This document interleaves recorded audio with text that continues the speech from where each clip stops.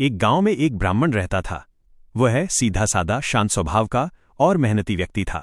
जीवन यापन के लिए वो यजमानी किया करता था।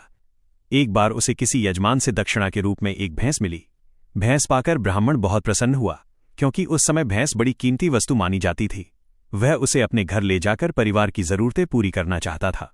ब्राह्मण भैंस को साथ लेकर पैदल ही अपने गांव की ओर चल पड़ा। रास्ता जंगल और सुनसान इलाके से होकर गुजरता था। चारों ओर सन्नाटा था, दूर दूर तक कोई इंसान नजर नहीं आ रहा था। तभी अचानक रास्ते में उसकी मुलाकात एक तगड़े मोटे चोर से हो गई। चोर के हाथ में एक मोटा और मजबूत डंडा था और उसका चेहरा देखकर ही डर लग रहा था।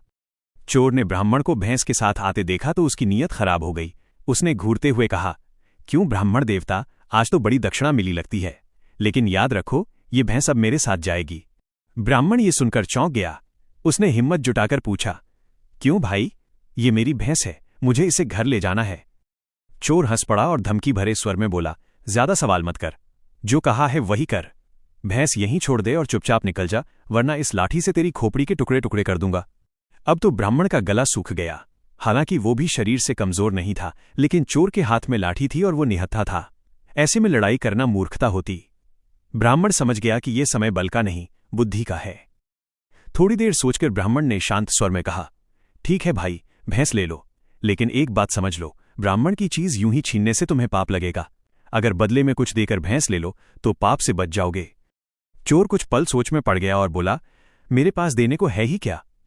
ब्राह्मण ने तुरंत कहा, और कुछ न सही, अपनी ये लाठी ही दे दो, उसी के बदले भैंस ले लो। चोर ये सुनकर खुश हो गया।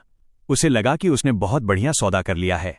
उसने बिना सोचे समझे अपनी लाठी ब्राह्मण को पकड़ा दी और खुद भैंस के पास खड़ा हो गया। अब पासा पूरी तरह पलट चुका था। जैसे ही लाठी ब्राह्मण के हाथ में आई, उसका स्वर बदल गया। वो कड़क कर बोला, अरे हट, मेरी भैंस के पास से तुरंत हट जा, नहीं तो इसी लाठी से तेरी खोपड़ी 2 टुकड़ों में कर दूंगा। चोर घबरा गया और बोला, क्यों। ब्राह्मण मुस्कराया और बोला, क्यों क्या, जिसकी लाठी उसकी भैंस। अब लाठी मेरे हाथ में है, इसलिए भैंस भी मेरी है। ये सुनते ही चोर को अपनी भयंकर बेवकूफ़ी समझ में आ गई। डर के मारे वो बिना पीछे देखे वहां से भाग खड़ा हुआ।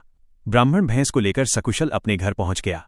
कहानी से सीख, इस कहानी से हमें ये शिक्षा मिलती है कि हर समस्या का समाधान ताकत से नहीं, बुद्धि से होता है। सूझबूझ और समझदारी से बड़ा संकट टाला जा सकता है। इसलिए कहा गया है, जिसमें अक्ल है उसमें असली ताकत है। यही कारण है कि ये कहावत प्रचलित हुई, जिसकी लाठी उसकी भैंस। ऐसी ही रोचक और प्रेरणादायक कहानियों के लिए हमारे चैनल को सब्सक्राइब करें, हमें फॉलो करना न भूलें और कमेंट में जरूर बताएं कि आपको कहानी से क्या सीख मिली। आपका एक छोटा सा सपोर्ट हमें और बेहतर कहानियां लाने की प्रेरणा देता है।